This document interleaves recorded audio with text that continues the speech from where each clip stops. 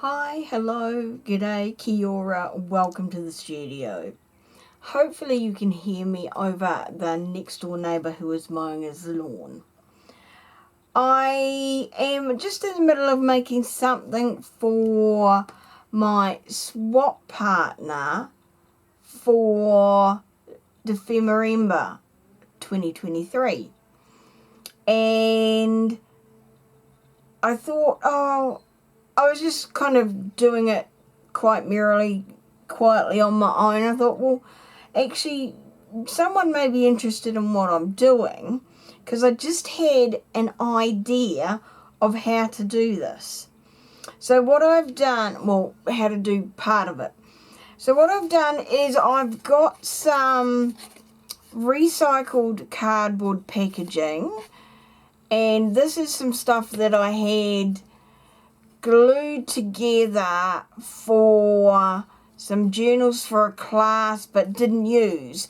So it is 2 layers of rice risotto packets glued together, and then I have trimmed these down to 4 inches by 3 inches. So they're got the printed side together, 4 by 3. I'm now adhering them onto some book paper, and I'm just using random book pages that I've got sitting around. I'm using what's left of my PVA and water mix. So I've stuck this one down to the paper, and then I will glue this around. And I'll show you right from this little bit, and then skip ahead once I've got them all done, because I'm doing about 6 of these, I think. That's what I've just sort of managed to get there. I'm not going to use them all, but I thought I'll make them all and then decide which ones are the best. Now for the second side, I am putting this PVA just on this middle bit here that's going to go directly across, but on the ends, because I've had trouble with them sticking together, I'm just putting some of this acetone based glue. That's my craft glue from Crafter's Choice. Oops, I've just missed the end there. Just clean up that as I go. So putting this across, and then I'm pushing right down in against the end of the cardboard in the middle, just so that it's nicely pressed down so that I don't get these ends lifting. And then I'm using this acetone based craft glue again to adhere the ends over. So I'm completely encasing the cardboard in the paper, in the book pages. So it's pretty simple there. We've got a rectangle of card that is now covered in book paper. So what I'm doing is I'll carry on and cover all these. I've got 2 more to do, and then we'll come back for the next part of the plan.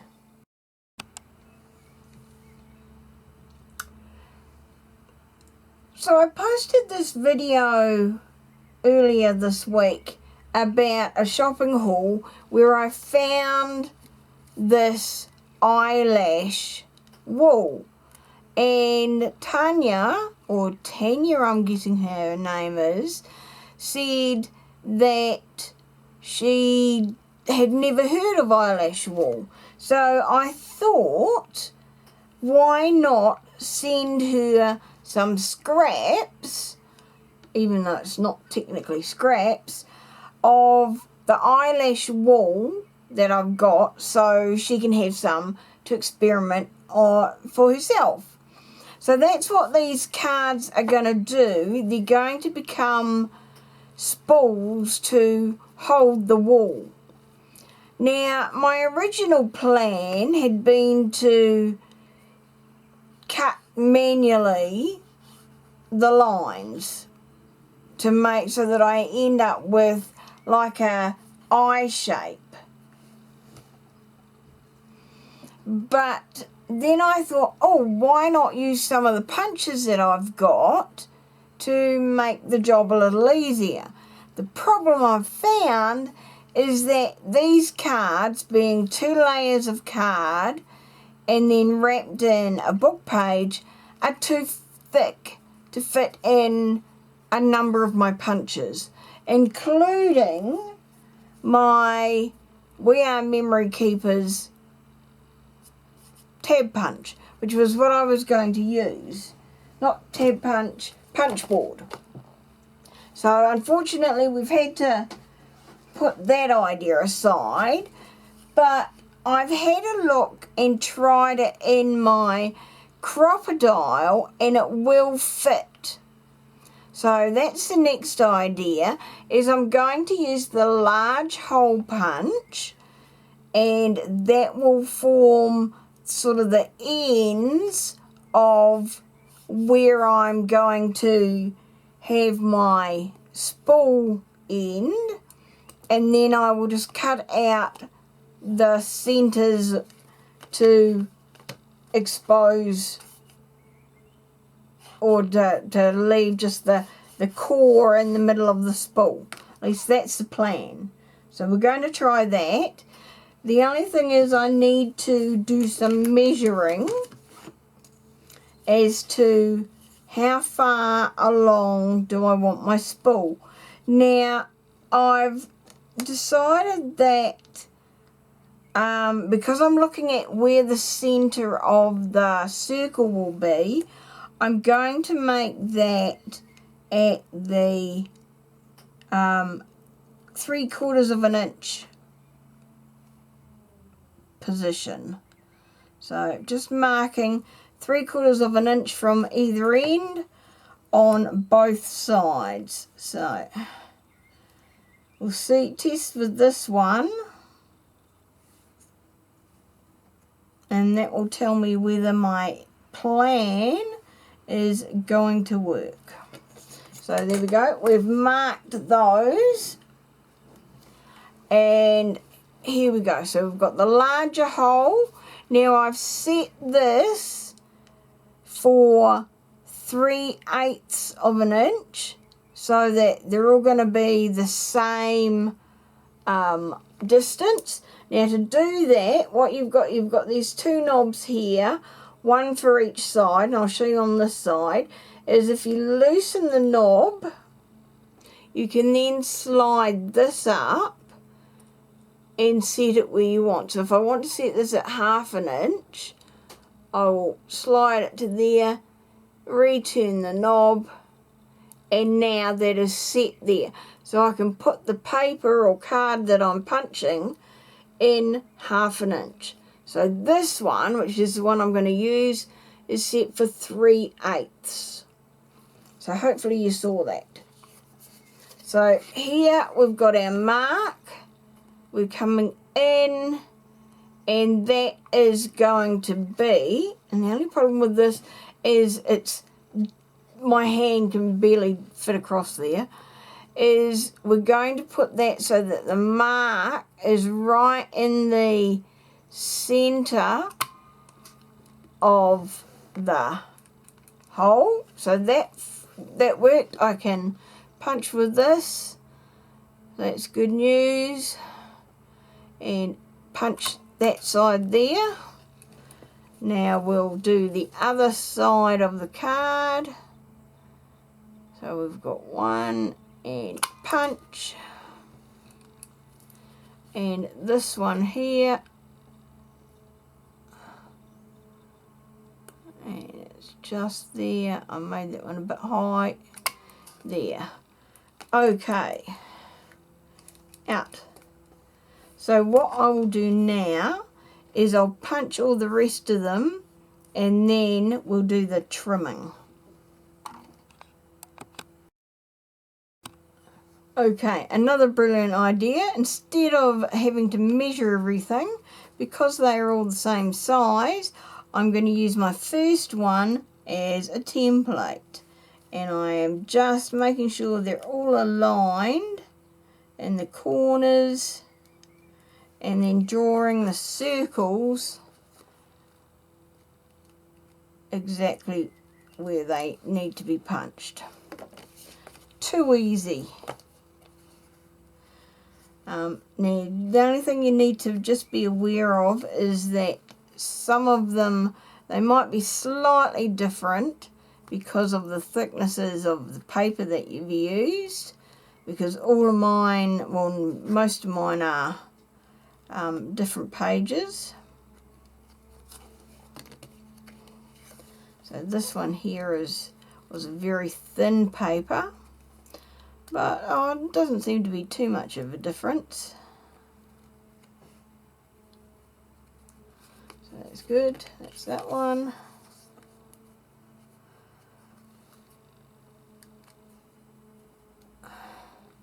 I think the longest part of this process is the gluing the papers down by the so far.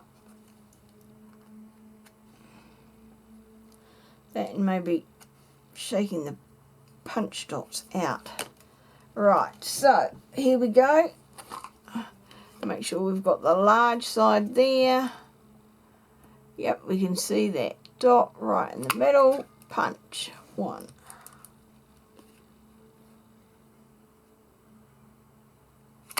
2. Piece of cake.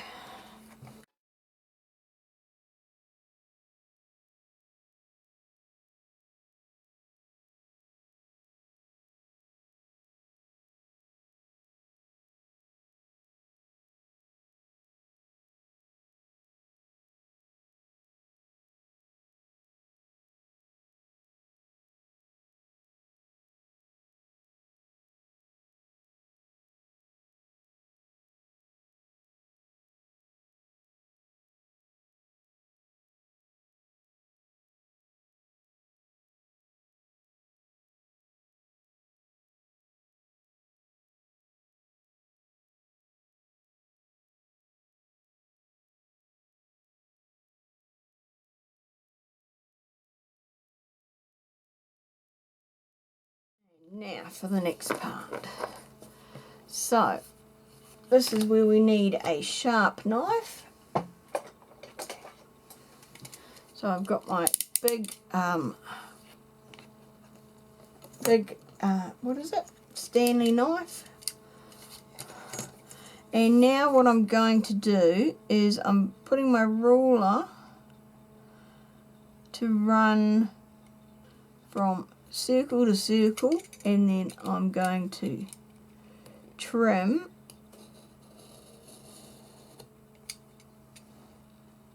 there. I just check, was one cut? Yep, one cut was enough. That's good to see. Then I'll do this one.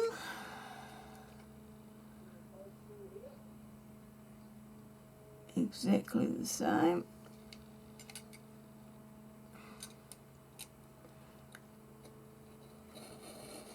Between the two dots, and then here I'm going to line up the two dots, but I'm going to go into the dot and then out of the dot, and we should have that loose. And the last one is positioned in two completely different places. How did we organise that? Alright, so that's that one. Then that one might have to be chopped again. But for now, there. Didn't even need the ruler. Right, so there we go. We now have our spool ready for the thread. So let me carry on and do the rest of them, and then we'll just finish off the last bit. Okay, so these are all now trimmed, and I've held on to these bits, which are the bits that have been cut out, because they're actually quite solid, and with a bit of trimming down would turn into quite nice charms. So I'll put those aside to use them for something else. But for now, we are going to take one of these walls. We're going to find an end, hopefully, somewhere in here. Is that it there?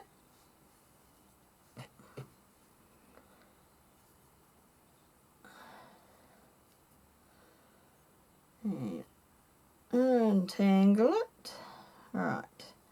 And then just unwind some of this eyelash wool around here. And these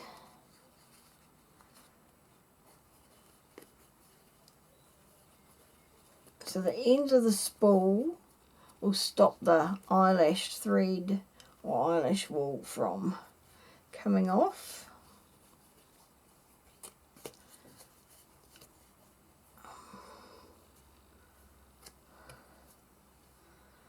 And actually there's one thing we need to do, and that's just a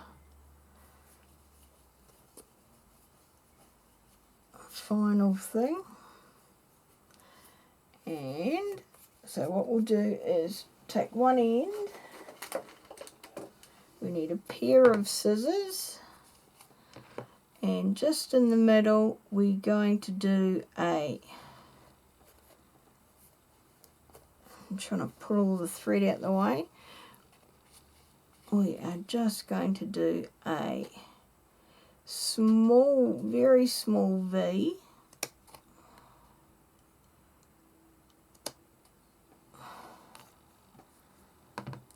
And that is just to tuck the end of the thread in so that it stays in place, and also so that you can find where the end is. So there's one done. I'll put that back in its sleeve.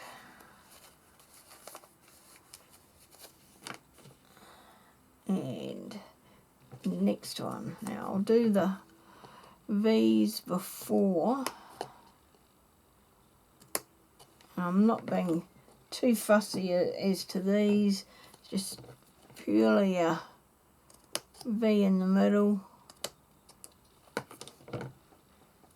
And for that I'm using my Tim Holtz Tonic Studio scissors. These are not the smallest ones, they're the middle-sized ones, but I just find they will cut through pretty much anything I want to throw at them.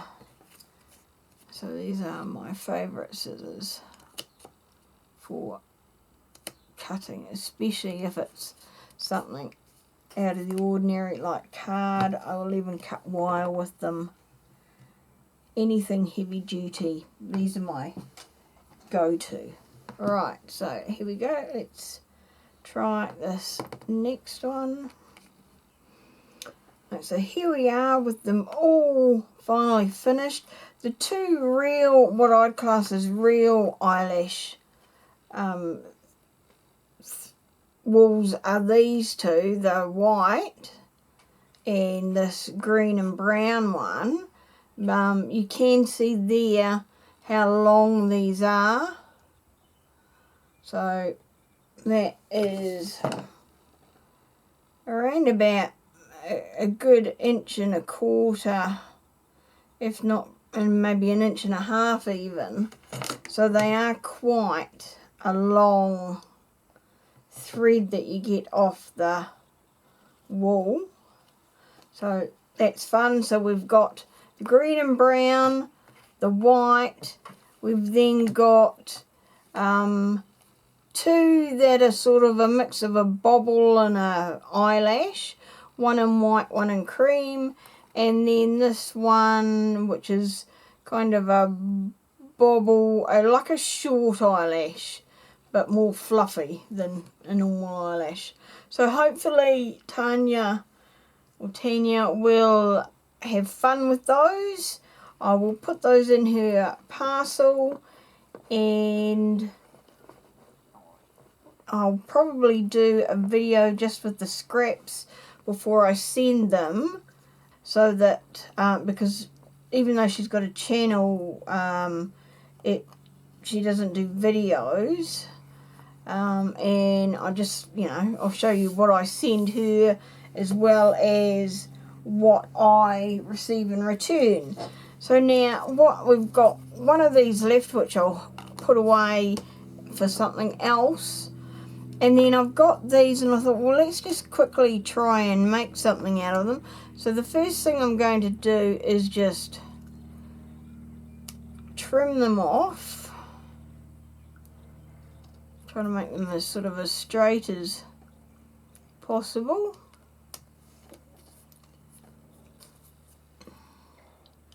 I'll do a couple ideas.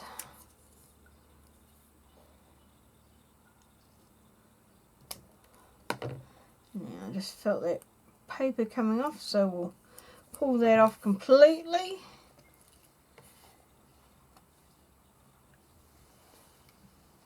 So we've got these here. So what we can do is, easiest thing to do would be to grab the hole punch again, and this time probably use the smaller hole, I think, and just put a hole in one end. We can do the other end as well, and I should probably have done a measurement for how long I want them. So we've got that. Okay, in my world that was a long 5 minutes. In your world it was about a second, because it's now the next day. I have sorted out all my metals and my jewellery stuff, as well as found the eyelets that I was looking for. I wasn't looking for jewellery stuff, but you know how it goes. Rabbit hole, needed to sort and organise, and there we go. Whoops. That stuck and bounced and made a lot of noise. So I've pulled out some very old eyelets, like eyelets I've had for probably close to 10 years. And now I've also punched holes in all the ends of these, and I was thinking like they might make ideal like labels for on things. So I'm just going to randomly pick some of the eyelets I've got in here, and these are like the that's fine, the browns and blacks and neutrals that I've got. Have I broken that? I hope not. Get back in there. Right, so let's find, and these are, what is it? 1/8. That must be the small one. Yep, 1/8. No, I think I've broken it, thank goodness. That is not what I need, eyelets going from one end of the studio to the other. Right, so now I know this was set up for big eyelets, so we now need to sort it out for small eyelets.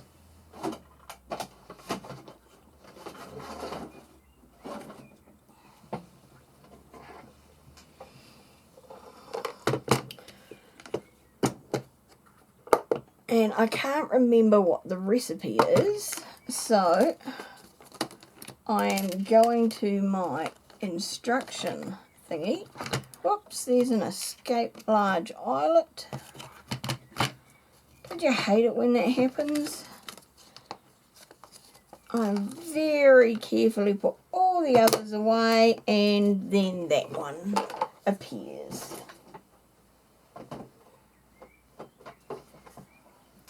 Right, so on the instructions for operating my big bite, it tells me the recipes in English when I turn it over.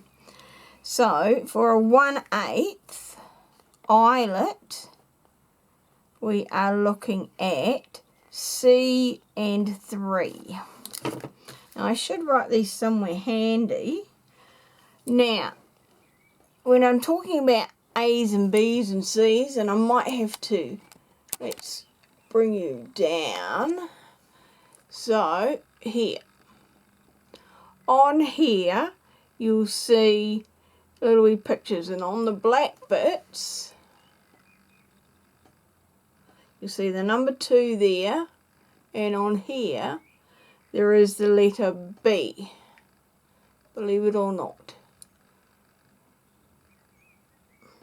So we want C3. So what I'm going to do is pull this up, and then I can rotate it. So I want, that's A, B, and we want C. And then I'm going to push that down so that now C is on the top. So I think I had that away from the camera because I've got it so close up.